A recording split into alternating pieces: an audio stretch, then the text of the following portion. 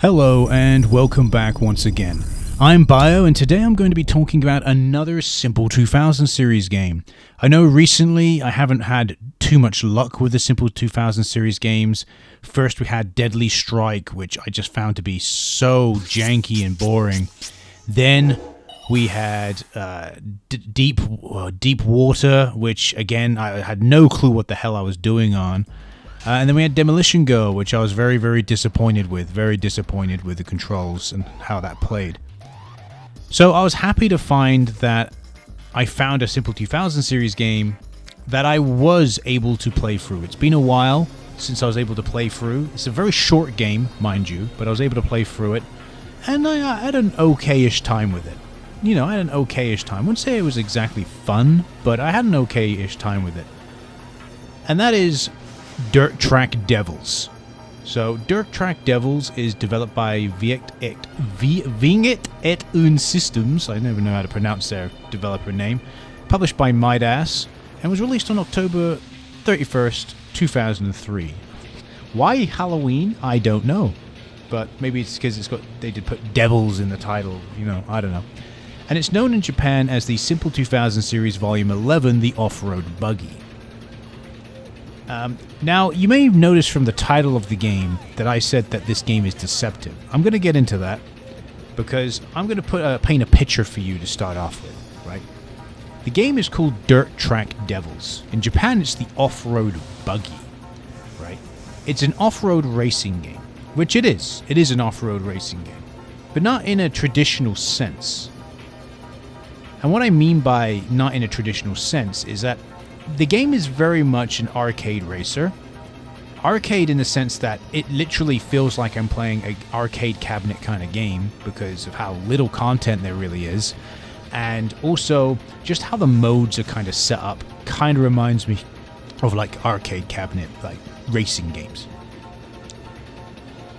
So I'll go over all like the modes and everything first. I don't see myself talking too much about this game, and to be honest, I don't know how long this video is going to end up being, but I don't see myself talking about it as much, simply because there's just not much to say, to be completely honest.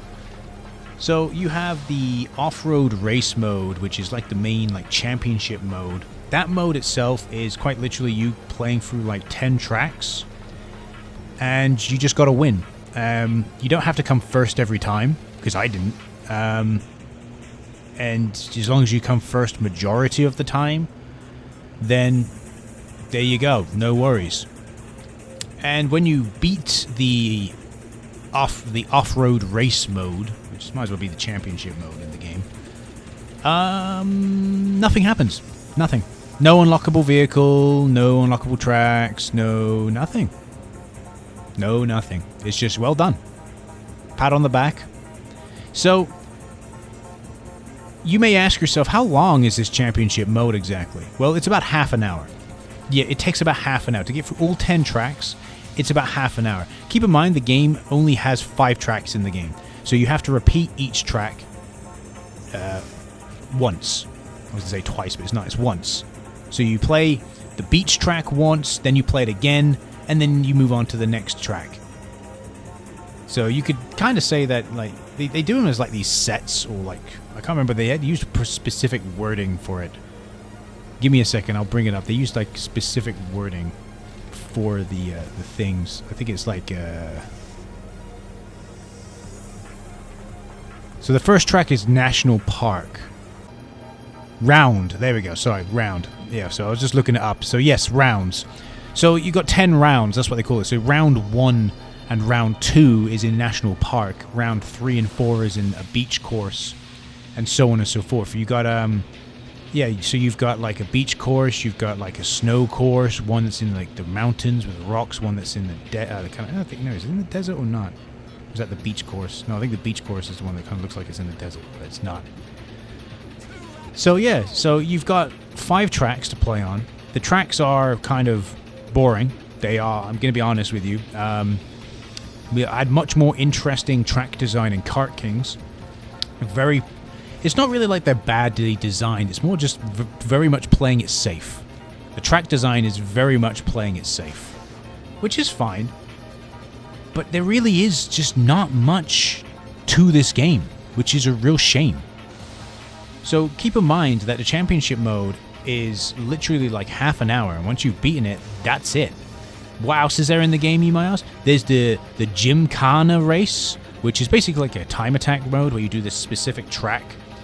And this track can change, by the way, so it's the same track, but the obstacles change positions. So there'll be a little ramp, like say, I don't know, at the quarterway part of the track. Now, if you do the track again, it's not at the quarterway part of the track, it's at like the halfway part of the track, and so on and so forth. And you have these little rocks that go over. So it's a very like basic mode that you just kind of time attack, see if you can do your best time going through the course. Again, not really much to do with that. There is a 2-player battle mode, which is basically just 2-player race mode, which unfortunately I couldn't try because obviously I don't have a second person I can play this with. I wish I did. Wish I could clone myself, Naruto fucking shadow clone jutsu myself to be able to play the versus mode, but it is what it is. And then finally there's free race mode. And free race mode, in my opinion, is the most disappointing mode of the entire game, because it's just you racing on your own. Like, I expected you to be be opponents to race, or nope, nothing. I can pick how many laps I want to do. Obviously, you can pick the track you're racing on, but I can pick how many laps I want to do. I can also pick the weather condition, which, as far as I can tell, is just visual related. I never really noticed it making any kind of difference in terms of driving, to be honest. And that's it. And then you just race. It's just you on your own, just racing along, seeing if you can. It's basically time trial again. See if you can get the best might as well not be called free race, but be called actual time trial. Whereas it's like experimental time trial is the Gymkhana race mode. And that's basically all of the modes in the game. Now, let's talk about how the game controls. The game controls very strangely. And this is where I move into the territory of this game is somewhat deceptive. And the name of the game is Dirt Track Devils, I want to remind you. But it's also the off-road buggy. Why does this game not play like an off-road racing game? It doesn't in any way, shape, or form. Do you know what it plays like? It plays like D-Unit Drift Racing. But not as good. I'm not even joking. D-Unit Drift Racing was better, in my opinion, in terms of how it controlled the race. And just it was more interesting in its aesthetic and all that kind of jazz, and the kind of uncanny valley, backrooms vibe it gave. But with Dirt Track Devils, it doesn't have any of that interesting kind of atmosphere about the game. It's just basic tracks, which, don't get me wrong, one of the tracks has a shortcut in it. Whoop, whoop, whoop, whoop. You know what I mean? But you've got kind of like bland tracks with a game that doesn't even control like an off-road racing game. Because there's no real like friction. You don't really feel like there's real friction between your tires and the ground when you're playing it. And you drift around corners. That's why I wrote up D-Unit Drift Racing. Drifting is a massive aspect of the game, and you will actually go faster if you're drifting. And what does that mean for the opponents? It means the opponents cheat.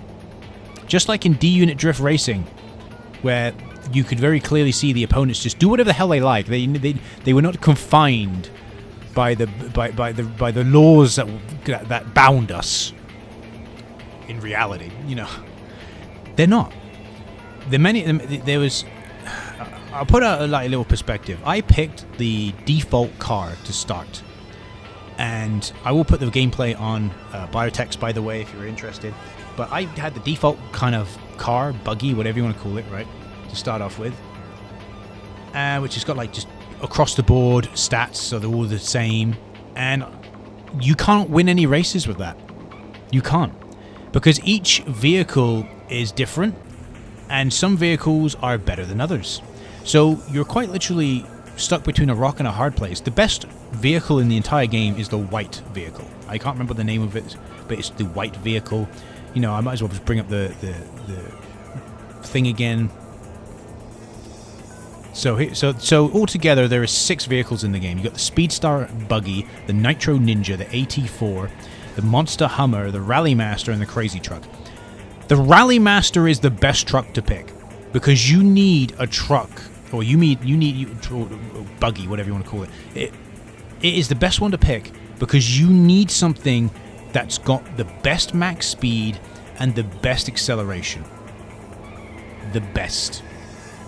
The rest of the stats don't mean jack shit. They really don't. As long as you've got that acceleration and max speed, you'll be fine, because guess what? The opponents will race perfectly. The opponents will look like they're hitting a barrier, which will slow you down if you hit the barrier. They don't lose any speed. They keep going. They literally be drifting, then suddenly out of nowhere be smashing the front of the car up against the barrier. But no, that counts as a drift. They're actually drifting around the barrier. They're not touching the barrier, even though it doesn't look like that. So the opponents do whatever the fuck they like, and it's really irritating because just like with D-Unit Drift Racing, you feel like they're just cheating. Luckily with D-Unit Drift Racing, you don't have to win the race. Imagine if you had to win the race in that game. God damn. You wouldn't be able to get very far, would you?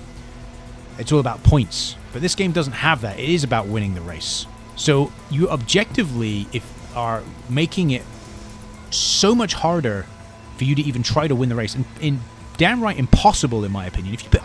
Who knows how well you would do with the Monster Hummer, which has got the worst max speed and acceleration in the game. Who knows? I can only imagine you wouldn't get very far. Because from what I learned with playing with the Speedstar buggy, which has got the same stats across the board, is that the opponents will just go really far ahead of you. And there's no way of you catching up, no matter how well you race. No way. And it's all because their stats are better than yours. So I ended up playing through the off-road race mode, the championship mode, with the second best. Because I was like, no, I'm not picking the Rally Master. I will pick the second best vehicle, which was the Nitro Ninja. And I managed to. It was a challenge. There was when I first started, I came second. Like the first couple of, I think the first 3 races I came second, and then after that I came first in every single race. But there was some races that were very close, very close.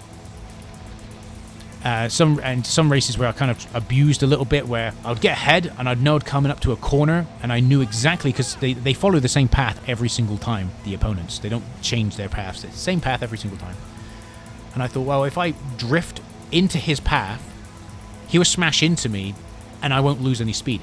Which worked, because yes, even if he smashes into my car, he doesn't lose any speed whatsoever. He just keeps plowing through, because, again, just like with D-Unit Drift Racing, they are on a different plane of existence. So, yeah. So, it's a off-road racing game where the AI cheats. In my opinion, it's cheating. Either that, or they just why these stats don't fucking mean anything, because you have to pick Rally Master or Nitro Ninja every time. Good luck trying to win a race with Monster Hummer. That's all I can say. Then the game is all about drifting, because you need to drift in the game. You need to drift around corners to maintain your speed, to go actually even faster. Which the speed, by the way, the speed aspect is just bad in the game, because you don't feel like... The game will be telling you you're doing 180 kilometers an hour, and you don't feel like you're doing 180 kilometers an hour, of course. You feel like you're doing about 45 kilometers an hour as you drive around in these underpowered vehicles. So that is basically the deceptive part of the game. It's like... it's very hard to win. The difficulty settings might as well be the cars you pick at the end of the day. But it's a difficult game if you don't pick the right vehicle. The game is all about drifting. It doesn't play like an off-road racing game, because you just don't have the same kind of feeling. It's just the same feeling as you race. I've played dirt, you know what I mean? I was a massive fan of MotorStorm, and I know that's obviously in the PS3, but MotorStorm, you knew you were playing an off-road racing game with MotorStorm. You could feel it. How the terrain reacted to you turning and everything. And that's the reason why you may say, oh, but this is an off-road racing game. Of course you're going to slide around corners. Yeah, I know how it feels in an off-road racing game to slide around corners. That's not how it feels in this game. It feels like I'm driving on tarmac and I'm drifting. That's how it feels. So, I know the feeling, especially considering of just coming off the bat of playing D-Unit Drift Racing. I know the feeling. I do. So, this is not in any way, shape or form how I'd expect a vehicle to handle on dirt, on soil, on the earth, if you want to, you know, however many ways I've got to say it. And that is the deceptive nature of the game, at least for me. The other deceptive nature is, obviously, it's just, the game is just nothing. It's basically got the same, I can actually consider it to be on par with a mere mortals racing game because of the lack of content it's got, right? The lack of content, it is basically on the same level as a mere mortals racing game, which is surprising, which is a shame in my opinion. That's the whole entire thing, in my opinion, with the Simple series, especially with the Simple 2000 series. It's playing these unique, weird games that you don't expect to play. You know, I enjoyed my playthrough of Buccaneer. I enjoyed my playthrough of Covert Command. You know, the aspects of them, the jankiness. It worked. It all came together. And it was interesting. There was never a dull moment playing through those games. But all there was with Dirt Track Devils was kind of dull. There was nothing to it. There's nothing there. It's a small game with not much content that is just kind of there. And it makes you wonder to yourself, why bother? Why? It's the kind of game that you would expect to come out on the PlayStation 1, not the PlayStation 2, with the lack of content. Same amount of content I'd expect from racing. You know, the Simple 1500 series, volume, what was that? Volume 13? Racing? Or The Race, I think it was called. It was racing in America and Europe by Age Tech, I think. But that's basically it for Dirt Track Devils. I don't think there's really much else to talk about. Obviously there's the music, and the music it's another case of the music's just kind of there. It really is. It's nothing special. It's just kind of there. If I can, I'll upload the full OST to YouTube. If it isn't already on YouTube. If it's already on YouTube, I won't bother. But if it's not, I'll try. But there's no way of me extracting it normally from the game. I would have to go in-game and try and get it that way, like I've done with the mere mortals racing games. So yeah, we'll just you know, I'll try and get the OST on YouTube if possible. But the music is just kind of there. It's just there. But yeah, if my final thoughts on whether or not this is a kind of game you should play, if you're a racing game fanatic, I would say give it a go just to see what you think. But besides that, I would say just don't bother. It's just not worth your time. Even if you only end up spending, like me, like, I don't know, less than an hour in the game. I think I spent about 40 minutes in the game playing some of the other modes as well. You know, half an hour to beat the off-road race, and then 10 minutes pissing about in the Gymkhana race and the free race mode. So I didn't play much of it. But yeah, that's how I would probably word it. Just, you know, give it a chance if you're a racing fanatic. If not, just it's not worth your time. But I'm going to call it there. I've been Bio. Thanks for watching, and I'll see you in the next video. Bye-bye.